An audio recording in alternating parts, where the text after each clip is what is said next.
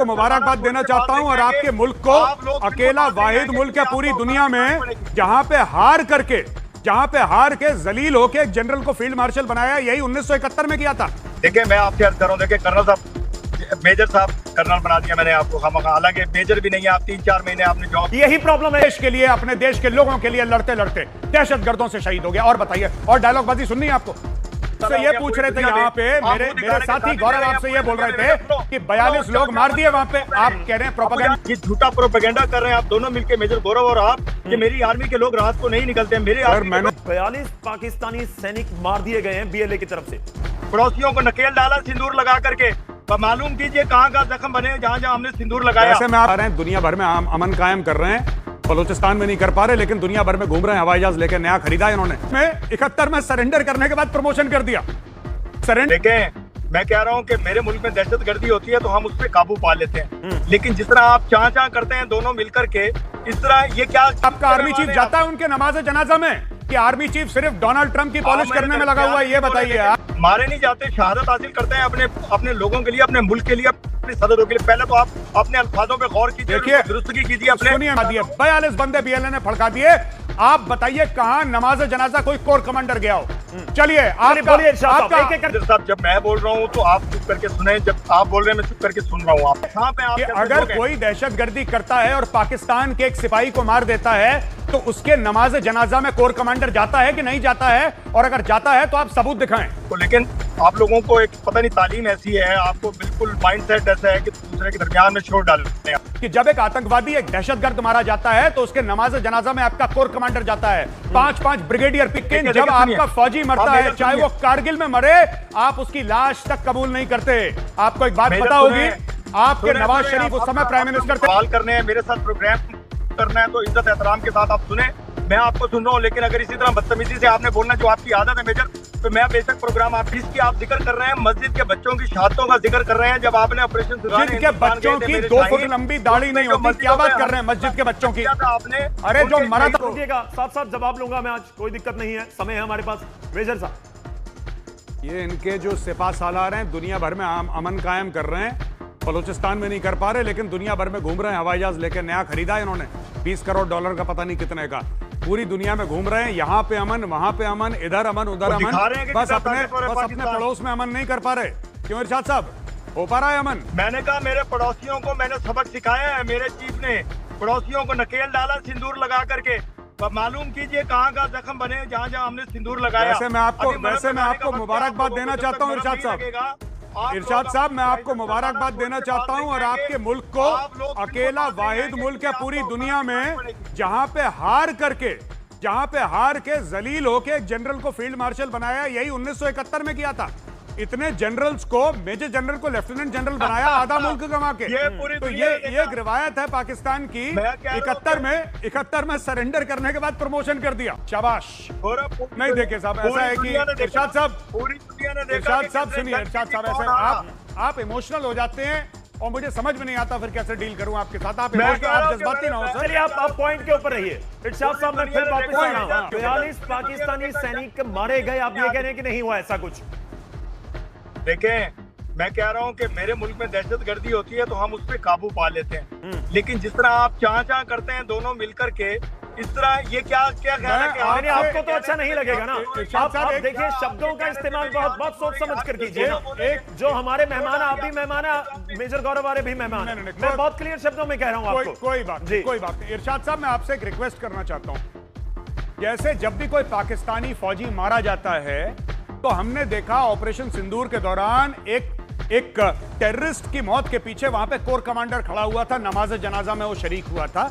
जरा हमें भी कोई वीडियो दिखाइए कि आपका फौजी कोई दहशतगर्द से या किसी और से या XYZ से लड़ते हुए वो कोट अनकोट शहीद हो गया हो और आपके आर्मी चीफ या कोई लेफ्टिनेंट जनरल उसके यहाँ गए हो, जो आपने टेलीविजन पे फ्लैश कराओ। तो यह है कि मेरे आर्मी के जवान मारे नहीं जाते, शहादत हासिल करते हैं अपने लोगों के लिए, अपने मुल्क के लिए, अपने सदरों के लिए। पहले तो आप अपने अल्फाजों पे गौर कीजिए, देखिए दुरुस्तगी कीजिए अपने। मेरे जवान।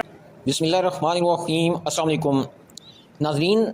इंडियन टॉक शो में आज पाकिस्तानी इरशाद अहमद और गौरव आर्या, जो कि भारत के अंदर गोबर आर्या के नाम से भी बहुत ज़्यादा मशहूर है, आज गोबर आर्या और पाकिस्तानी इरशाद अहमद एक लाइव शो में आमने सामने आ गए। गौहर आर्या ने पाकिस्तानी फ़ौज और हमारे फील्ड मार्शल आसिम मुनीर पर जब तनकीद की तो इरशाद अहमद गुस्से में लाल पीले हो गए और दोनों के दरमियान यानी इरशाद अहमद और गौरव आर्या के दरमियान लाइव शो में ज़बरदस्त किस्म की लड़ाई हुई। शो मैदानी जंग बन गया। आए पहले आप वीडियो देखें, फिर इस पर हम तफसील से बात करते हैं। अब वो मर जाते हैं पाकिस्तानी आर्मी के जवान। अरे क्या मरी तो जाते हैं, क्या जिन्न थोड़ा ना बन जाते हैं, क्या मरी तो जाते हैं। जब वो मर जाते हैं तो उनके नमाज जनाजा में आपका आर्मी चीफ जाता है? क्या आपका आर्मी चीफ जाता है उनके नमाज जनाजा में? कि आर्मी चीफ सिर्फ डोनाल्ड ट्रंप की पॉलिश करने में लगा हुआ है? ये बताइए, मेरे लिए प्रॉब्लम खड़ी हो जाती है। आप जज्बाती ना हो। आपके 42 बंदे बीएलए ने फड़का दिए, 42 बंदे बीएलए ने फड़का दिए। आप बताइए कहां नमाज जनाजा कोई कोर कमांडर गया हो? देखिए, मैं आपको एक बात बताऊं मेजर साहब, जब मैं बोल रहा हूं तो आप चुप करके सुने, जब आप बोल रहे हैं मैं चुप करके सुन रहा हूं आपको। लेकिन आप लोगों को एक पता नहीं तालीम ऐसी है, आपको बिल्कुल माइंड सेट ऐसा है कि दूसरे के दरमियान में शोर डालते हैं आप। बात यह है कि आप बात कर रहे हैं कि मेरे लोगों ने शहादतें हासिल करी हैं। अपने भाइयों को, अपने लोगों को इस तरह शहीद कर सकता है, इस तरह मार सकता है, इस तरह दहशतगर्दी कर सकता है। दहशतगर्दी सिर्फ वो कर सकते हैं जो इंसानियत के दुश्मन है, जो इस्लाम के दुश्मन है, मुसलमानों के दुश्मन है। इरशाद साहब, मेरा आपसे सवाल ये है कि अगर कोई दहशतगर्दी करता है और पाकिस्तान के एक सिपाही को मार देता है तो उसके नमाज जनाजा में कोर कमांडर जाता है कि नहीं जाता है? देखिए, मैं आपको सबूत देता हूँ जी। जब भी मेरे मुल्क में शहादतें हासिल करते हैं, आप बयान दे रहे हैं सर, आप सबूत नहीं दे रहे। आप सबूत दीजिए, वीडियो दिखाइए। पहले तो यह है कि आप होते कौन है मेरे से सबूत मांगने वाले? पहले इसीलिए मैं कह रहा हूँ, वैसे भी सबूतों का रिवाज नहीं है आपके यहाँ। लेकिन मैं आपसे ये बोल रहा हूँ कि जब एक आतंकवादी, एक दहशतगर्द मारा जाता है तो उसके नमाज जनाजा में आपका कोर कमांडर जाता है। 5-5 ब्रिगेडियर पीछे, 2-2 मेजर जनरल। दुनिया ने देखा और पाकिस्तान से वीडियो वायरल हुआ, पाकिस्तानियों ने वीडियो वायरल किया। लेकिन जब आपका फौजी मरता है, चाहे वो कारगिल में मरे, आप उसकी लाश तक कबूल नहीं करते। आपको एक बात पता होगी, आपके नवाज शरीफ उस समय प्राइम मिनिस्टर थे। इरशाद साहब, आपके कायद नवाज शरीफ प्राइम मिनिस्टर थे कारगिल में, जब कप्तान कर्नल शेर खान की बॉडी पाकिस्तान ने लेने से मना कर दी थी। हमारे brigadier MPS Bajwa, Indian army ने उसका रिकमेंडेशन लिख के दिया था, तब उसको हाईएस्ट ऑनर मिला था पाकिस्तान में। आप लोगों ने तो मना कर दिया कि कौन है, हम इसको जानते नहीं है। चलिए इरशाद साहब बोलिए। जी देखिए मेजर, अगर मुझसे सवाल करने हैं, मेरे साथ प्रोग्राम करना है तो इज्जत एहतराम के साथ आप सुने। मैं आपको सुन रहा हूँ, लेकिन अगर इसी तरह बदतमीजी से आपने बोलना जो आपकी आदत है मेजर, तो मैं बेशक प्रोग्राम आपके साथ नहीं करना चाहूंगा। देखिए, आप जहां पे भी जा रहे हैं गाड़ी में बैठ के आप जाइए, मत कीजिए। आपकी खुशी है, मेरे सवाल का जवाब दे दीजिए। सिंपल सा एक सवाल का जवाब दे दीजिए, मैं चुप हो जाऊंगा सर, मैं कुछ पूछ ही नहीं रहा आपसे। बोलिए, सिंपल सा जवाब लीजिए ना अभी। हाँ, बस अब अपनी चाचा बंद कीजिए, मुझसे सुनिए। बात यह है कि पहले तो यह है कि मेरे सिपाही मुल्क के लिए मरते नहीं, शहादत लेते हैं, मुल्क की हिफाजत के लिए, लोगों की हिफाजत के लिए। दूसरी बात यह है, आप ये जो गलत प्रोपेगेंडा कर रहे हैं कि दहशतगर्दों के जनाजे में मेरे कोर कमांडर और मेरे आर्मी चीफ जाते हैं। देखिए, बात यह है जिसकी आप जिक्र कर रहे हैं, मस्जिद के बच्चों की शहादतों का जिक्र कर रहे हैं। जब आपने ऑपरेशन सिंदूर में जो हमने आपको लगाने, मस्जिद के बच्चों की 2 फुट लंबी दाढ़ी नहीं होती, क्या बात कर रहे हैं मस्जिद के बच्चों की? आपने, अरे जो मरा था उसकी इतनी लंबी दाढ़ी थी, वो मस्जिद का बच्चा कहां से हो गया? अरे कितनी हिम्मत आप चाहते हैं? आप कह रहे हैं बच्चे की दाढ़ी है, फिर आप कह रहे हैं मेजर तुम हिम्मत रखो। नहीं है भाई इतनी हिम्मत, आप में है गौरव, इतनी हिम्मत आप में भी नहीं होगी।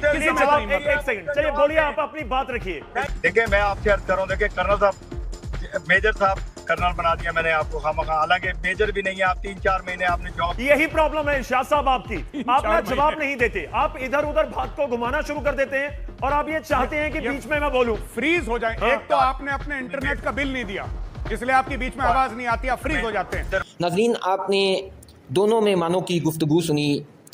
इरशाद अहमद ने बिल्कुल ठीक कहा कि इंडिया को इतनी जलन और मिर्चें इसलिए लगी हुई हैं क्योंकि हमारे आर्मी चीफ इस वक्त पूरी दुनिया में छाए हुए हैं, पूरी दुनिया में उनकी तारीफ़ें हो रही हैं और इंडिया वालों को कोई घास नहीं डालता, इनको कोई पूछता नहीं है। इसलिए गौरव आर्या, पूरे इंडिया के मीडिया को इतनी ज़्यादा आग लगी हुई है कि पाकिस्तान पूरी दुनिया में इसका नाम रोशन क्यों हो रहा है। नाज़रीन, आप इस गौरव आर्या के बारे में क्या कहना चाहेंगे? आप अपनी राय से हमें ज़रूर आगाह करें। नेक्स्ट वीडियो तक मुझे दें इजाज़त। अल्लाह हाफ़िज़।